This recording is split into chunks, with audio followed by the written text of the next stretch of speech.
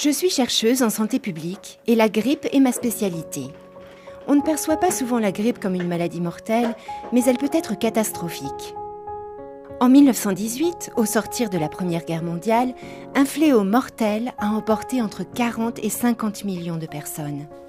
On a appelé cette pandémie grippe espagnole, car on pensait alors qu'elle avait débuté en Espagne avant de se propager au monde entier. Très contagieuse, la grippe se propage rapidement d'une personne à l'autre. Lorsqu'un sujet infecté tousse ou éternue, le virus se dépose sur les surfaces et peut alors infecter les autres.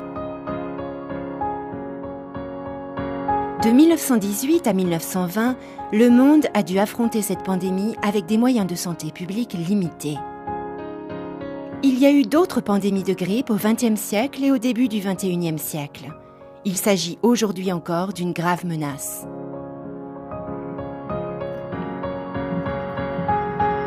En avril 2009, un nouveau virus grippal est apparu au Mexique, alors que les experts avaient prévu que la prochaine pandémie viendrait plutôt d'Asie. Même si la science comprend mieux aujourd'hui les virus grippaux, ceux-ci évoluent et mutent constamment. On ne sait pas encore où et quand la prochaine pandémie va apparaître, ni quel virus en sera responsable. Le virus apparu au Mexique était une souche grippale de type A et de sous-type H1N1, le même sous-type que la grippe espagnole 90 ans plus tôt. Il était vraisemblablement passé au départ du porc à l'homme avant de se propager mondialement par transmission interhumaine. 1 an et demi plus tard, l'Organisation mondiale de la santé a déclaré la fin de cette pandémie de virus H1N1. Mais cet événement a montré qu'une pandémie grippale peut débuter à tout moment, n'importe où dans le monde. Ce virus H1N1 a tué environ 200 000 personnes, souvent des jeunes ou des individus qu'on ne considérait pas auparavant comme étant à risque.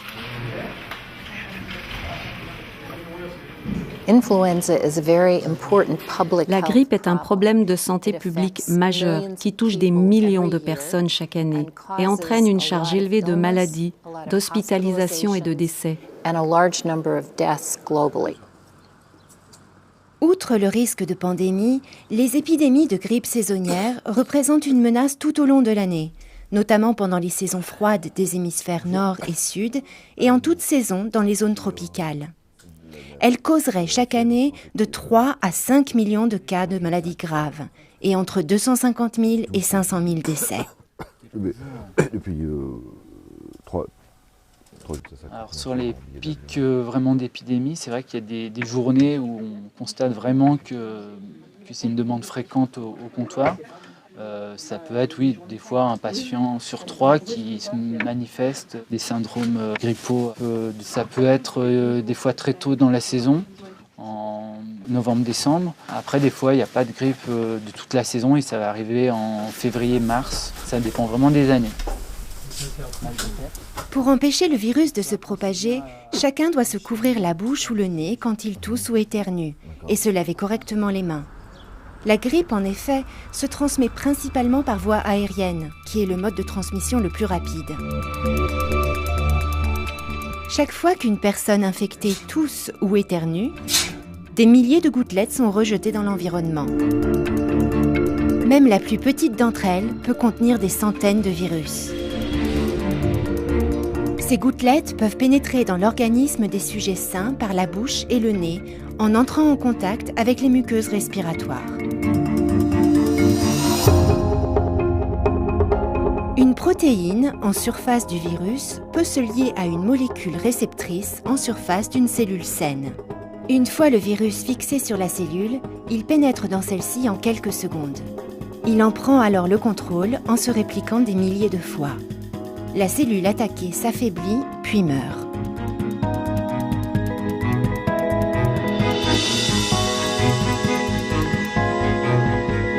De nouveaux virus sont alors rejetés. Ils infectent les cellules voisines ou retournent dans les voies aériennes. La destruction des cellules provoque une inflammation et un affaiblissement des muqueuses.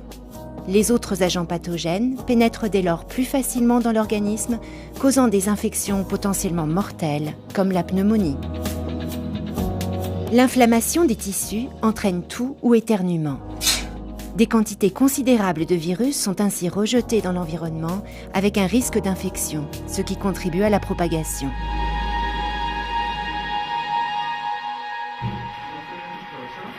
La grippe se caractérise par une forte fièvre, de la toux, des maux de tête, des douleurs musculaires et articulaires, un état de malaise sévère, des maux de gorge et des écoulements nasaux. Pour les gens en bonne santé, ces symptômes disparaissent généralement en 1 à 2 semaines sans traitement médical. La science n'a pas su déterminer pourquoi la maladie est bénigne chez certains, mais grave ou mortelle chez d'autres. Il existe 3 types de virus grippaux, A, B et C. Ils sont en constante évolution dans la nature. Je dois organiser mes recherches en fonction de ces catégories. Les formes A et B causent chaque année des épidémies dites de grippe saisonnière. Les infections de type C sont plus bénignes et n'entraînent pas d'épidémie.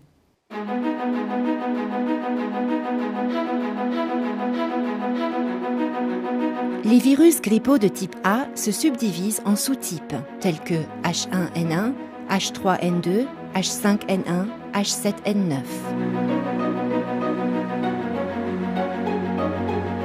Les lettres utilisées pour désigner ceux-ci correspondent à 2 protéines, l'hémagglutinine H et la neuraminidase N, qui forment des spicules en surface des virus. Les chiffres après les lettres H et N indiquent l'ordre de découverte des protéines. Les protéines H et N sont en constante évolution. Tout changement se traduit par un virus différent. Par exemple, même si les virus à l'origine des pandémies de 1918 et de 2009 appartiennent au même sous-type H1N1, ils sont très différents.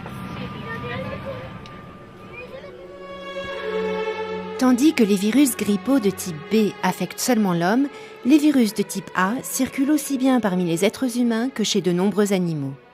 On trouve ce type A chez les oiseaux aquatiques ou domestiques, les chevaux, les porcs ou encore plus rarement parmi les mammifères aquatiques sauvages comme le phoque ou la baleine. La prévalence des virus grippaux est particulièrement forte chez les oiseaux aquatiques et lorsqu'ils infectent les poulets et les dindes domestiques, le taux de mortalité dû à la grippe peut dépasser 50% du groupe animal contaminé. Le type A des virus grippaux peut franchir la barrière des espèces, des oiseaux aux porcs par exemple. Cette capacité leur permet d'infecter les êtres humains et c'est ainsi qu'une pandémie peut débuter, ce qui est heureusement très rare. Aujourd'hui, seuls 2 sous-types de la catégorie A circulent chez l'homme et causent des épidémies de grippe saisonnière. La transmission à l'homme depuis les réservoirs animaux peut être directe ou indirecte. Lorsqu'elle est indirecte, il y a d'abord une première transmission directe d'un réservoir à l'autre, par exemple chez les porcs, pendant laquelle le virus s'adapte avant d'infecter l'homme.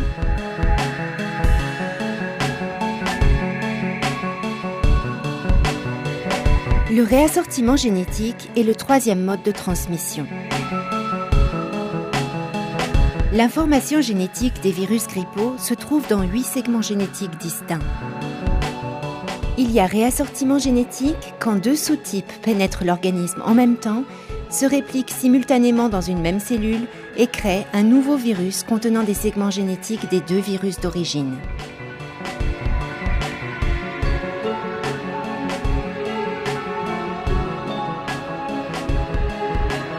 En 1957, un réassortiment entre un virus grippal humain et un virus grippal aviaire a causé une pandémie qui a tué environ 2 millions de personnes dans le monde.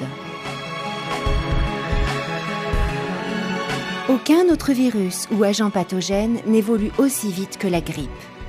À cause de cela et de sa capacité à franchir la barrière des espèces, il est très difficile de prévoir d'où viendra la prochaine pandémie, comment elle se propagera et quelle sera sa gravité.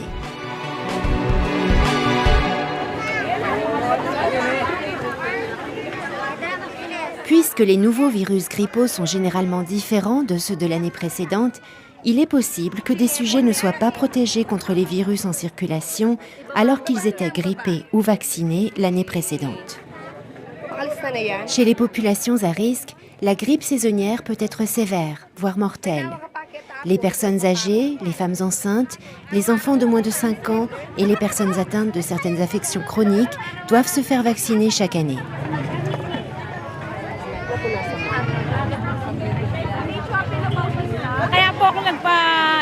J'ai souhaité me faire vacciner contre la grippe parce que je suis diabétique.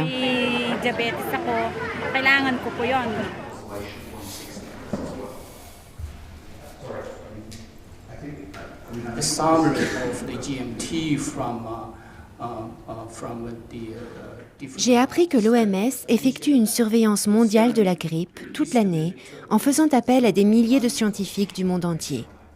Ils échangent régulièrement leurs découvertes et des réunions se tiennent au moins 2 fois par an pour déterminer quel virus risque de devenir la principale menace lors de la prochaine saison grippale. Ce réseau mondial de surveillance de la grippe poursuit 2 grands objectifs. Premièrement, il suit l'évolution des virus grippaux, année après année, en lien avec la composition du vaccin. Deuxièmement, il s'efforce de détecter le plus tôt possible l'apparition de nouveaux virus, car certains peuvent entraîner une pandémie. Quand j'ai rencontré ces scientifiques en 2015, ils travaillaient sur un nouveau virus de sous-type H7N9, celui d'une grippe aviaire. Ce virus est transmis à l'homme par la volaille, et la plupart des cas humains ont été très graves, alors qu'il n'entraîne pas de maladie chez la volaille. Aucune transmission interhumaine durable du virus H7N9 n'a été détectée pour le moment. C'est rare, mais lorsqu'un virus d'origine animale acquiert une capacité de transmission interhumaine durable, cela peut entraîner une pandémie. Les effets potentiellement dévastateurs de la grippe sur la santé animale et humaine appellent l'attention des experts vétérinaires et des professionnels de la santé humaine.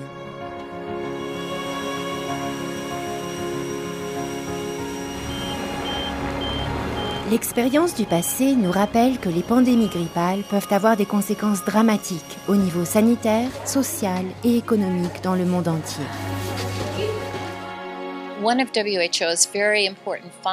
Une des fonctions majeures de l'OMS est de travailler avec les pays et de renforcer leurs capacités afin d'améliorer la surveillance là où elle est insuffisante.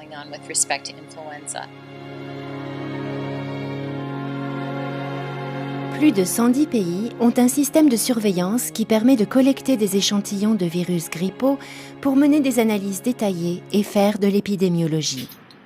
Par exemple, en 2009, sur 10 mois, 1,7 million d'échantillons ont été analysés dans des laboratoires à travers le monde.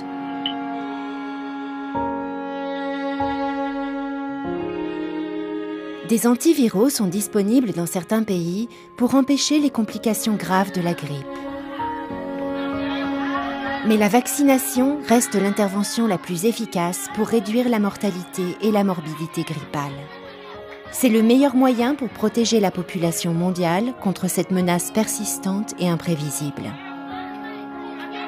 Des efforts concertés de l'ensemble des professionnels de la santé publique sont indispensables pour se préparer à faire face à toutes les dimensions de cette menace.